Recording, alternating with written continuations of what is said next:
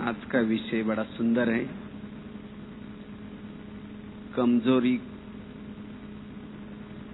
कमजोरी को समाप्त कर निर्विघ्न का पुरुषार्थ। बाबा ने अभी की सभी ने मुरली सुनी और बाबा ने चलते चलते लास्ट में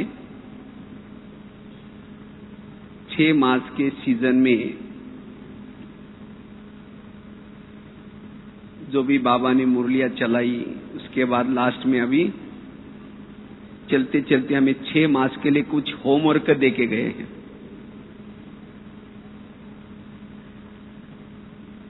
और वो होमवर्क बाबा ने कहा कि अगले सीजन में बाबा आएंगे और बाबा निर्विघ्न और बाप के दिल पसंद सभा में मिलेंगे। और इसीलिए बाबा ने कहा कि इस 6 मास में अपने कमजोरी को क्या करना, समाप्त करना। और उसके लिए बाबा ने सभी से हाथ भी खड़ा करवाया था।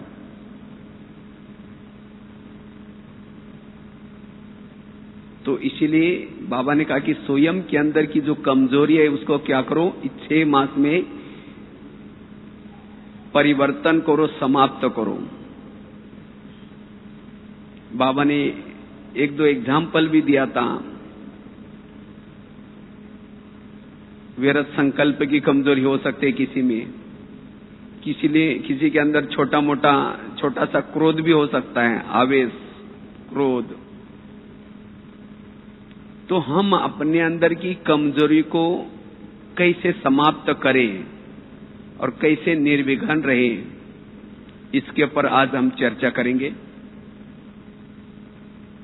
क्योंकि हर एक के अंदर की कमजोरी अलग अलग है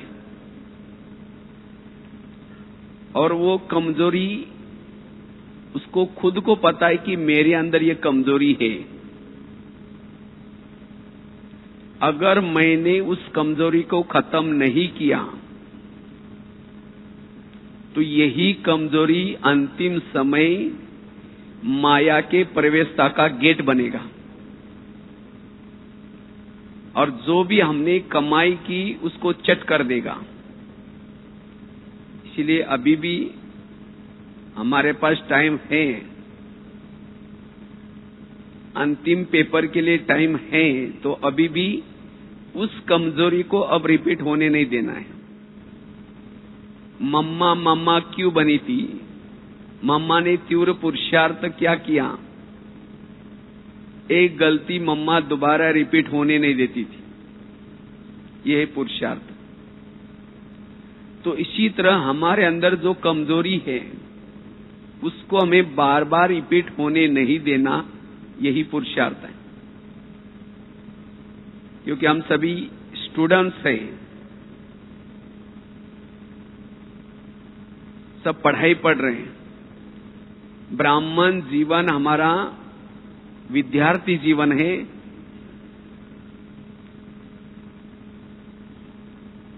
और ब्राह्मण जीवन में, विद्यार्थी में अलग अलग प्रकार की परिस्थिति आती हैं, विघ्न आते हैं, प्रकृति के द्वारा विघ्न आते हैं, जिन लोगों के बीच में रहते हैं उनके तरफ से विघ्न आते हैं, कभी कभी हमारे अपने कमजोरी संस्कार उसके तरफ से विघ्न आते हैं। और यही हमारा स्टडी है। और इस स्टडी में जो पास होता है, विघ्नों के ऊपर जो जीत प्राप्त करता है, उसको डिग्री मिलती है। कौन सी? ब्राह्मण जीवन हमारा विद्यार्थी जीवन है, फरिश्ता हमारी डिग्री है, देवता हमारी नौकरी है। जिन्होंने फरिश्ता की डिग्री ली उनको पद भी कैसा मिलेगा? ऊंचा मिलेगा। जिन्होंने संस्कारों के वशीभूत बार बार हुए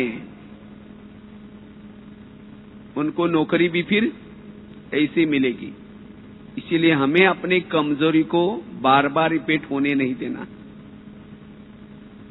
जो अपने ही कमजोरी के वश होता है वो अंतर्मुखी नहीं बन सकता। अपने कमजोरी के वश होने वाला, उसके द्वारा श्रीमत का उल्लंघन होगा, क्योंकि कमजोरी के वश में है। कमजोरी के वश होने वाला इंद्रियों के अधीन है, और जो अधीन है वो कभी भी अधिकारी नहीं बन सकता, राजा नहीं बन सकता। कमजोरी के वश होने वाला अपने टाइम को वेस्ट करता है। कमजोरी के वश होने वाला वायुमंडल को खराब करता है। जो अपने ही कमजोरी के वश में है वो एक प्रकार आध्यात्मिक दृष्टि से बीमार है, और बीमार वाला दूसरों की सेवा क्या करेगा? वो सेवा लेगा।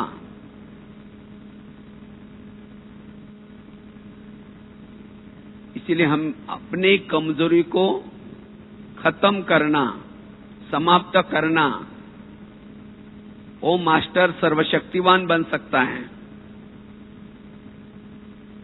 कमजोरी के वश होने वालों के से विकर्म बनते हैं। आज जिस कमजोरी के वश हम हुए हैं, कमजोरी के वश होते होते हमने अपनी राजाई गंवा दी। हमारा ताज था चला गया, तकत था चला गया, सब कुछ राजाई चली गई। क्यों? कमजोरी के वश होने से। इसीलिए बाबा कहते, बच्चे अपने कमजोरी को ढूंढो और उसको अब समाप्त करो।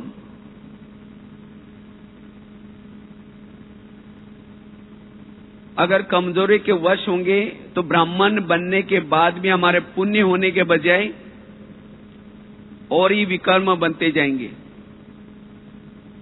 और विकर्म बनेंगे तो ब्राह्मण जीवन का जो आनंद है वो आनंद नहीं ले सकेंगे। इसलिए कई भाई बहने कहते हैं, हम जो पहले आए थे हमें बहुत अच्छा लगता था, अच्छा अनुभव होता था, लेकिन अब पता नहीं क्या हो गया है। तो ये क्या हो गया, उसका कारण है हम कमजोरी के बार बार वश हो रहे हैं। जितनी प्राप्ति है उतना हमारा घाटा भी है। अगर कमजोरी के वश हो गए, एक का 100 गुना चढ़ जाता है। और ब्राह्मण बनने के बाद अगर हमारे विकर्म बन गए, अगर विकर्म हो गए तो उसकी सजा तो बहुत ज्यादा है। इसीलिए बाबा कहते हैं ना, धर्म राज से भी डरो। एक महाभारत में एक बहुत सुंदर एक दृष्टांत आता है। जब पांडव बड़े होते हैं, कौरव भी बड़े हो गए, तो सबको लगा कि हम इन दोनों में से राजा किसको बनाया जाए। तो सभी कहते हैं दोनों की परीक्षा ली जाए, कौरवों की और पांडवों की। इसमें से जो योग्य है उनको राजा बनाया जाए। तो परीक्षा लेने के लिए एक बार दरबार बिठाया गया, और उसी दरबार में अचानक 4 लोगों को पकड़ करके लाया, और सबसे पहले दुर्योधन को पूछा गया, दुर्योधन बेटा, अगर तुम भविष्य में राजकुमार बनोगे, अगर तुम्हारे राजाई के समय अगर ऐसी कोई केस आएगी, तुम उनको क्या सजा दोगे? ये 4 लोगों ने एक व्यक्ति का मर्डर किया है, तो बताओ क्या सजा देंगे? तो उस समय दुर्योधन बड़ा जोश से उठता है, कहता है, अच्छा ये लोगों ने 4 ने मर्डर किया ना, इन 4 के भी मर्डर करो, गले काटो। अगर मैं राजकुमार बनूंगा तो मैं यही सजा दूंगा। फिर दूसरा चांस युधिष्ठिर को दिया, पूछा, युधिष्ठिर बेटा, अगर तुम भविष्य में राजकुमार बनोगे, अगर तुम्हारे सामने कोई ऐसी केस आएगी, ये 4 ने मिलकर के एक व्यक्ति को मारा है, तो आप क्या सजा दोगे? युधिष्ठिर गंभीर हो गया, कहता अच्छा, अगर बुरा न मानो तो मैं इनकी जाति पूछता हूं। तो उस समय शकुनी जोर से उठता है, कहता है जाति से क्या मतलब है? क्योंकि उसको लगता है मेरे भांजा ने जो बोला वो सही बोला। लेकिन सब कहते हैं मतलब है तब तो पूछ रहे हैं। तो फिर युधिष्ठिर को उन चारों की जाति बताई गई। तो कहा कि इसमें जो एक है शूद्र है, दूसरा है वैश्य, तीसरा है क्षत्रिय, चौथा है ब्राह्मण। चारों जाति के चार अलग अलग थे। तो युधिष्ठिर और गंभीर हो गया, कहता है इसमें से जो शूद्र है उसको 2 साल की सजा दी जाए, उसमें से जो शूद्र है उसको 4 साल की सजा दी जाए। मारने में ये भी शामिल थे, मर्डर करने में। और कहा कि इसमें जो क्षत्रिय है उसको 6 साल की सजा दी जाए। और फिर कहता है इसमें जो ब्राह्मण है उसको क्या सजा देने है वो मैं नहीं कहूंगा, आचार्य द्रोण बाजू में बैठे वो कहेंगे, वो बताएंगे।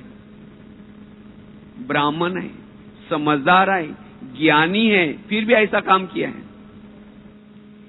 वास्तव में ये शास्त्रों के जो भी कुछ एग्जाम्पल्स है, उदाहरण है, ये संगम युग के यादगार हैं। आज हम भी क्षुद्र थे, उसी समय कोई हमारे से गलतियां हुई है, माफ हो सकती है। वैश्य थे, गलतियां हुई, माफ हो सकती है। क्षत्रिय थे, माफ हो सकती है उस समय की। लेकिन अगर ब्राह्मण बन करके गलतियां कर रहे हैं, कोई कमजोरी के वश हो रहे हैं, उसको माफ नहीं की जा सकती। इसलिए बाबा कहते बच्चे ब्राह्मण बनने के बाद अटेंशन रखो। एक बार अगर गलतियां होना शुरू हो जाएगा, बोझ चढ़ेगा, ना योग लगेगा, ना ब्राह्मण जीवन का आनंद ले सकेंगे। इसलिए बाबा कहते धर्मराज से तो डरो थोड़ा। इसलिए हर एक अपनी अपनी कमजोरी को पहचाने कि मेरे अंदर की कौन सी कमजोरी है, और वो कब आते हैं, कैसी आते हैं, पता भी नहीं चलेगा। ऐसे कमजोरी के ऊपर जीत प्राप्त करने का पुरुषार्थ, तो ये पुरुषार्थ जिसका होगा वही सदा खुश रह सकता है।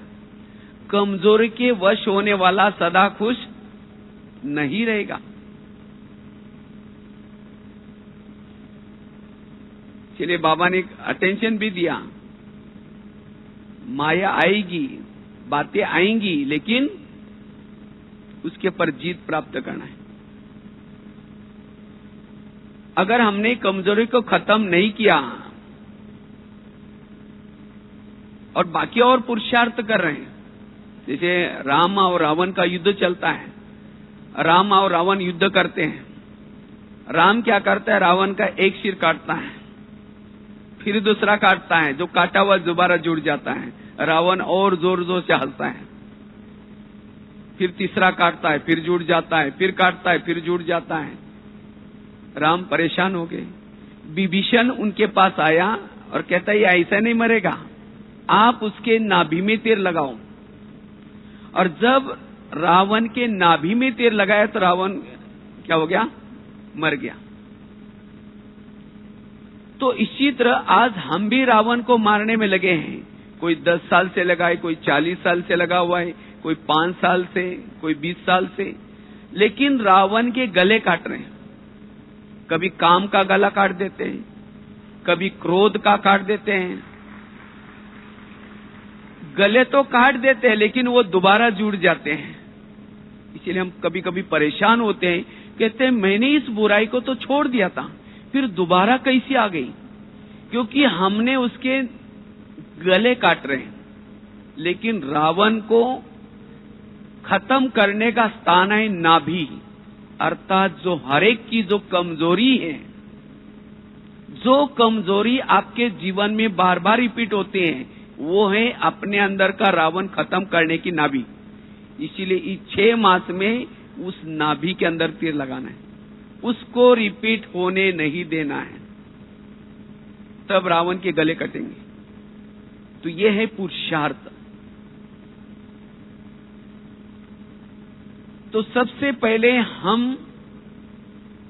उस कमजोरी को, अपने अपने अंदर जो कमजोरी है उसको हम कैसे पहचाने कि मेरी क्या कमजोरी है, मेरी अपनी खुद की क्या कमजोरी है, वो कैसे पहचाने। हर एक को अपने अपने जीवन कहानी तो पता है, इस जीवन की लाश का जो जन्म है इसकी कहानी तो सबको पता है। तो मेरे अपने जीवन काल में बचपन के 6 साल से लेकर के ज्ञान में आने तक मेरी कौन सी ऐसी कमजोरी रही जिसके कारण मैंने कुछ गलतियां की है, जिसके कारण मैंने कुछ नियम संयमों का उल्लंघन किया है। कौन सी मेरे अंदर ऐसी ज्यादा कमजोरी थी जिसके कारण मैं माया की तरफ आकर्षित होता रहा, कुछ गलतियां करता रहा, और जिसके कारण अभी भी मेरा दिल खाता है। वो मेरी कौन सी कमजोरी है अज्ञान काल की। और उसके बाद मुझे बाबा मिला, बाबा का ज्ञान मिला, श्रीमत मिला। लेकिन ये सब कुछ मिलने के बाद कभी कभी कौन सी ऐसी मेरी कमजोरी है जिसके अधीन मैं हो जाता हूं, मैं चाहता नहीं है, लेकिन तो भी वो संस्कार के वश हो जाता हूं, उस कमजोरी के वश हो जाता हूं। और दोनों देखा जाए, अज्ञान काल की और ज्ञान की वही होगी। भले अभी उसका रूप बदल गया होगा, पहले एक्टिविटी में आता था, अभी कभी संकल्प में आता है, कभी दृष्टि में आता होगा, कभी कभी कर्मों में अभी भी आता होगा। तो जिस संस्कार के वश या जिस कमजोरी के वश अब बार बार होते हैं, वो है मेरी अपनी खुद की कमजोरी। और इस कमजोरी को ही हमें खत्म करना है। और इस कमजोरी को अगर हम खत्म करेंगे तो बाकी जो छोटी छोटी कमजोरी है वो भी खत्म हो जाएंगी। जैसे युद्ध में एक नीति होती है, इधर दुर्योधन की सेना है, दूसरे तरफ अर्जुन की सेना है।